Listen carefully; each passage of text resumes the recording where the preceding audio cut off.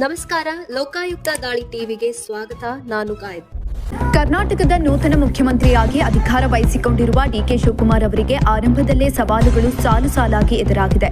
ರಾಜ್ಯದಲ್ಲಿ ನೂತನ ಸಂಪುಟ ಇನ್ನೂ ಪೂರ್ಣ ಪ್ರಮಾಣದಲ್ಲಿ ರಚನೆಯಾಗದ ಕಾರಣ ಹಾಗೂ ಜಿಲ್ಲಾ ಉಸ್ತುವಾರಿ ಸಚಿವರ ನೇಮಕ ವಿಳಂಬವಾಗಿರುವುದರಿಂದ ಆಡಳಿತದ ಸಂಪೂರ್ಣ ಜವಾಬ್ದಾರಿ ಸದ್ಯ ಅಧಿಕಾರಿಗಳ ಹೆಗಲೇರಿದೆ.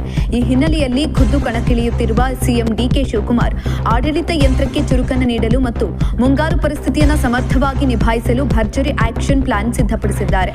ರಾಜ್ಯದಲ್ಲಿ ಈಗಾಗಲೇ ಮುಂಗಾರು ಮಳೆ ತೀವ್ರಗೊಂಡಿದ್ದು ಹಲವು ಜಿಲ್ಲೆಗಳಲ್ಲಿ ಭಾರೀ ಅವಾಂತರಗಳು ಸೃಷ್ಟಿಯಾಗಿವೆ. ವಿಶೇಷವಾಗಿ ಕರಾವಳಿ ಮತ್ತು ಮಲೆನಾಡು ಭಾಗಗಳಲ್ಲಿ ನಿರಂತರ ಮಳೆಯಿಂದಾಗಿ ಸರಣಿ ಭೂಕುಸಿತ ಹಾಗೂ ಗುಡ್ಡ ಕುಸಿತದ ಆತಂಕ ಎದುರಾಗಿದೆ. ಮತ್ತೊಂದು ಕಡೆ ಮುಂಗಾರು ಆರಂಭವಾಗಿರುವುದರಿಂದ ರಾಜ್ಯದಾದ್ಯಂತ ರೈತರು ಬಿತ್ತನೆ ಕಾರ್ಯದಲ್ಲಿ ತೊಡಗಿಸಿಕೊಂಡಿದ್ದಾರೆ.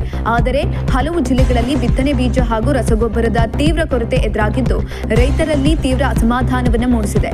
ಉಸ್ತುವಾರಿ ಸಚಿವರ ಅನುಪಸ್ಥಿತಿಯಲ್ಲಿ ಈ ಎಲ್ಲಾ ಸಮಸ್ಯೆಗಳನ್ನು ತಕ್ಷಣವೇ ಬಗೆಹರಿಸಬೇಕಾದ ಅನಿವಾರ್ಯತೆ ಸಿಎಂ ಮುಂದಿದೆ.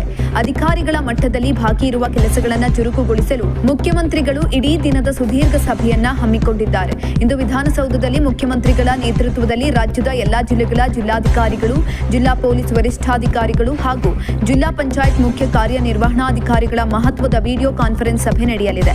ಜಿಲ್ಲಾ ಮಟ್ಟದ ಉನ್ನತ ಅಧಿಕಾರಿಗಳಿಗೆ ಖುದ್ದು ಮುಖ್ಯಮಂತ್ರಿಗಳೇ ನೇರ ಸೂಚನೆಗಳನ್ನು ನೀಡಲಿದ್ದು ಸಾರ್ವಜನಿಕರಿಗೆ ಯಾವುದೇ ತೊಂದರೆಯಾಗದಂತೆ ಕೆಲಸ ಮಾಡಲು ಕಠಿಣ ಪಾಠವನ್ನ ಮಾಡಲಿದ್ದಾರೆ.